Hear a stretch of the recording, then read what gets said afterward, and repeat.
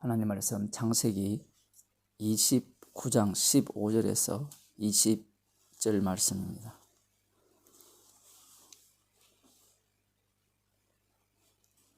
라반이 야곱에게 이르되 네가 비록 나의 생질이나 어찌 공으로 내 일만 하겠느냐? 무엇이 내 보수겠느냐? 네게 고하라.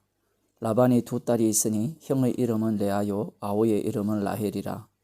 레아는 알력이 부족하고 라헬은 곱고 아리따우니 야곱이 라헬을 연애함으로 대답하되 내가 외삼촌의 작은 딸 라헬을 위하여 외삼촌에게 7년을 봉사하리이다.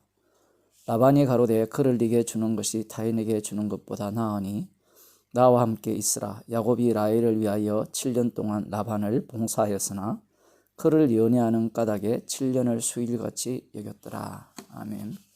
성경 한 군데 더 보겠습니다. 로마서 14장 1절에서 12절 말씀입니다. 믿음이 연약한 자를 너희가 받되 그의 의심하는 바를 비판하지 말라. 어떤 사람은 모든 것을 먹을 만한 믿음이 있고 연약한 자는 채소를 먹느니라. 먹는 자는 먹지 않는 자를 업신여기지 말고 먹지 못하는 자는 먹는 자를 판단하지 말라. 이는 하나님이 저를 받으셨음이라. 남의 하인을 판단하는 너는 누구뇨? 그 쏟는 것이나 넘어지는 것이 제 주인에게 있음에 저가 세움을 받으리니 이는 저를 세우시는 권능이 주께 있음이니라. 혹은 이 날을 저날보다 낮게 여기고 혹은 모든 날을 같게 여기나니 각각 자기 마음에 확정할지니라. 나를 중히 여기는 자도 주를 위하여 중히 여기고 먹는 자도 주를 위하여 먹으니 이는 하나님께 감사함이요 먹지 않는 자도 주를 위하여 먹지 아니하며 하나님께 감사하느니라. 우리 중에 누구든지 자기를 위하여 사는 자가 없고 자기를 위하여 죽는 자도 없도다. 우리가 살아도 주를 위하여 살고 죽어도 주를 위하여 죽나니 그러므로 사나 죽으나 우리가 주의 것이로라. 이를 위하여 그리스도께서 죽었다가 다시 살으셨으니 곧 죽은 자와 삼자의 주가 되려 하심이니라. 네가 어찌하여 내 형제를 판단하느뇨? 어찌하여 내 형제를 업신여기느뇨? 우리가 다 하나님의 심판대 앞에 서리라. 기록되었으되 주께서 가라사대 내가 살았으니 모든 무릎이 내게 꿇을 것이요 모든 혀가 하나님께 자백하리라 하였느니라. 이러므로 우리 각인이 자기 일을 하나님께 직고하리라. 아멘. 어떤 철학자가 이런 이야기를 했습니다. 인간은 주어진 언어를 통해 날마다 새로움을 창조하는 그러한 자라. 그 주어진 언어가 그냥 언어가 아니라 모든 언어는 언유이기 때문이라고 그렇게 말합니다. 성경도 마찬가지라는 거죠. 성경에 기록된 언어는 다 이게 언유로 기록되어 있기 때문에 그 언어의 층의 그 심도가 굉장히 두껍고 깊다라는 겁니다. 그 언어를 오늘을 사는 내가 파헤치기 시작하면 오늘을 새롭게 만날 수 있고 새로운 나를 만날 수 있다는 겁니다. 성경에 나오는 용어로 표현하면 날마다 새롭게 된다라든지 안 그러면 새로운 피조물이 된다라는 그런 의미겠죠.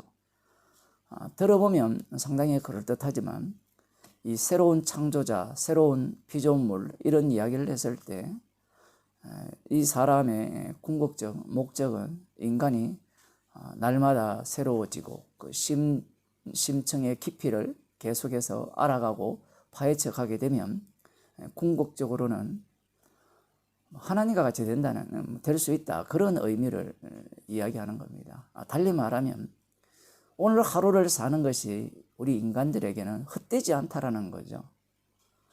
실제로 오늘날 교회 다니는 사람들이 이러한 창조적 능력을 발휘하죠.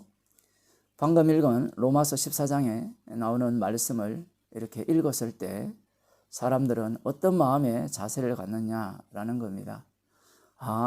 로마서나 이 서신서들을 보면 앞부분은 교리고 뒤쪽은 어떻게 살아야 되는가를 말씀하시기 때문에 어떻게 살아야 되는가.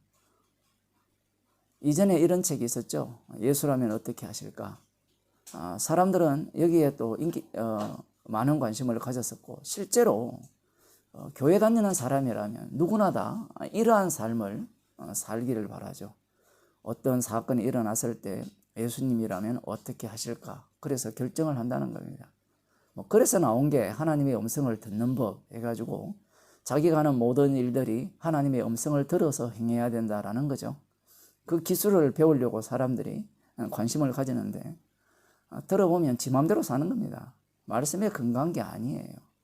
문제는 그렇게 살아가는 이유가 뭐냐라는 거죠. 자신이 하나님 앞에서 말씀대로 살 수 있다라는 이야기를 하는 겁니다. 형제를 판단하는 자가 되든 되지 않든 또 사도 바울처럼 그 판단하는 자, 그들을 두고 판단해버리는, 판단하지 말라고 하면서 판단해버리는 그러한 어떤 말씀을 대할 때 우리들은 항상 한쪽 편에 서려고 합니다. 선택을 하려고 하죠. 선택을 하는 목적은 내가 쓸모없는 자가 되면 안 된다는 겁니다. 달리 말하면 하나님 앞에서 헛된 자가 되면 안 된다는 거죠. 가치 있는 자가 되어야 된다는 거죠. 성령을 받았기 때문에 하나님 보시기에 기뻐 받으실 만한 인간이 되어야 되는 겁니다. 오늘 본문을 보면 이 삼촌 라반과 야곱이 등장하는데 라반이 그 야곱이 왔을 때 이런 이야기를 하죠. 너는 참으로 나의 골육이라 이렇게 이야기를 했잖아요. 이렇게 이야기한 것은 천지 나에게 도움이 되지 않는다라는 거죠. 가치 없다라는 겁니다. 한 달 동안 이제 야곱이 머물렀는데 라반이 그런 이야기를 하죠. 어찌 공으로 내 일만 하겠느냐. 들어보면 야곱이 공짜로 일을 한 것 같죠. 근데 밥을 먹여줬습니다. 그런데 지금 라반이 이런 이야기를 하는 이유는 이제 본격적으로 일을 시키겠다는 거예요. 노동자로 만들어서 거기에 대한 대가를 지불하겠다라는 겁니다. 그 가치 있는, 쓸모 있는 야곱으로 이렇게 지금 대우하겠다는 거죠. 가치가 없으면 쫓아내야 되죠.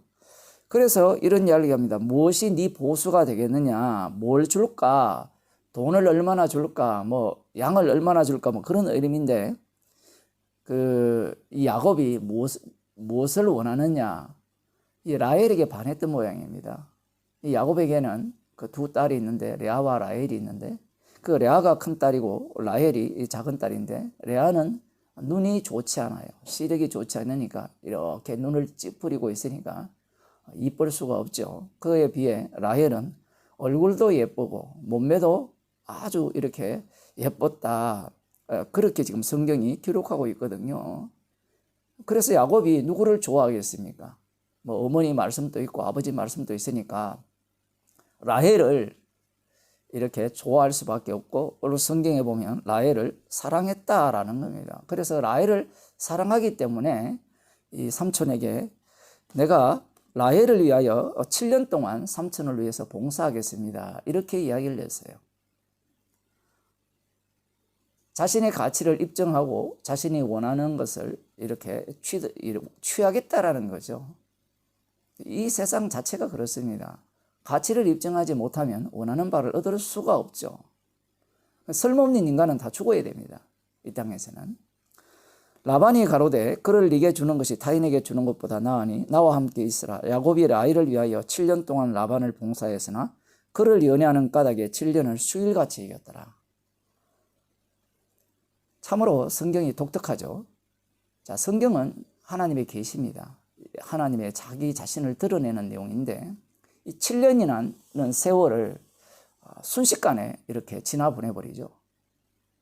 그 7년 동안 그 야곱이 그 언약을 받은 자, 약속을 받은 자가 한 일이 무엇이냐? 자기가 사랑하는 여자를 위해서 일하는 것이었습니다. 우리는 이걸 보면서 이런 생각을 할 수 있죠. 야곱은 약속을 받았으니까 약속의 자녀를 위해서 아내를 얻기 위하여 정말 귀중한 경건한 여인을 얻기 위하여 7년 동안 봉사해서 아내를 얻어서 이제 자녀를 낳는다. 요셉도 나오고 베냐민도 나오잖아요. 그렇게 지금 생각을 하고 있죠. 그건 정답을 아는 우리들 입장이고요. 야곱 입장은 그렇지 않습니다. 마치 야곱의 행동은 어떤 행동인가 하면 우리가 예수님을 믿고 이 복음을 안다고 했을 때 그렇게 안 사람이 어디에 푹 빠졌어요. 운동에 빠지든 돈 버는 데 미치든 그렇게 빠진 겁니다. 그래서 돈 버는데 온갖 정성을 다 쏟는 거예요. 몇 년 동안, 7년 동안. 그럼 우리 이런 이야기를 할 수 있죠.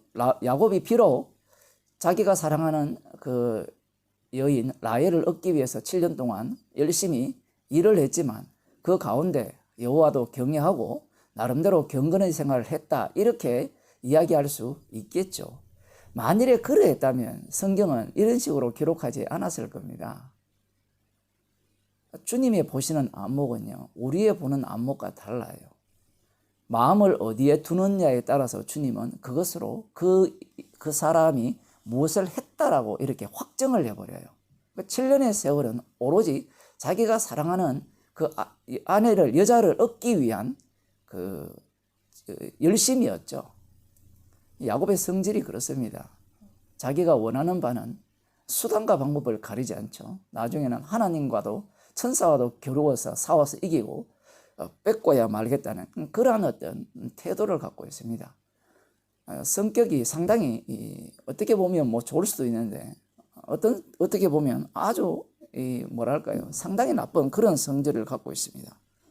자, 우리 여기에서 생각할 수 있는 것은, 그럼 7년 동안 이 야곱의 삶이 하나님 앞에서 헛되었느냐 헛되지 않았느냐는 얘기입니다.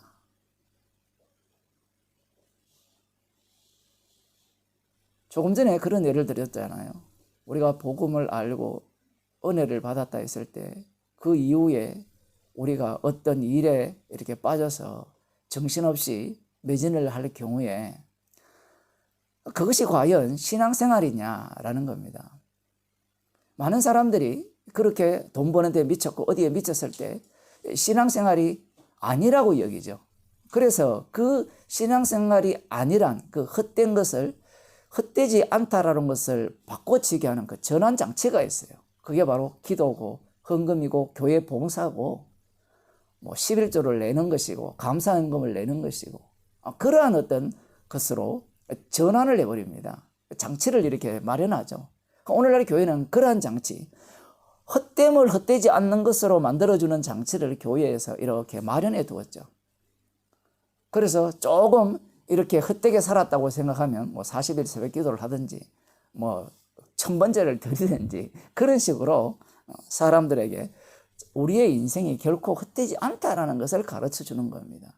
달리 말하면 하나님 앞에 우리가 가치 있다라는 것을 이야기하고 싶어 하는 거예요. 야곱이 7년 세월 자기가 사랑하는 그 여자 라헬을 위하여 보내는데 야곱은 그렇게 살아야 돼요. 왜 그렇게 살아야 되는가 하면 철저하게 자기를 위해서 살아야 되는 이유가 약속은 약속하신 분이 이루기 때문에 그래요. 그런데 약속하신 분이 이룰 때 그 약속하신 분이 반드시 무엇을 담아서 이루느냐라고 하면 자신의 희생을 담아요. 희생물을 담아서 약속을 이루신다는 사실입니다. 그러니 오늘날 교회는 희생물을 빼버립니다. 가치 있는 일을 하고 예수님이 선택하신 일을 자기가 선택했는데 십자가가 왜 필요하겠습니까?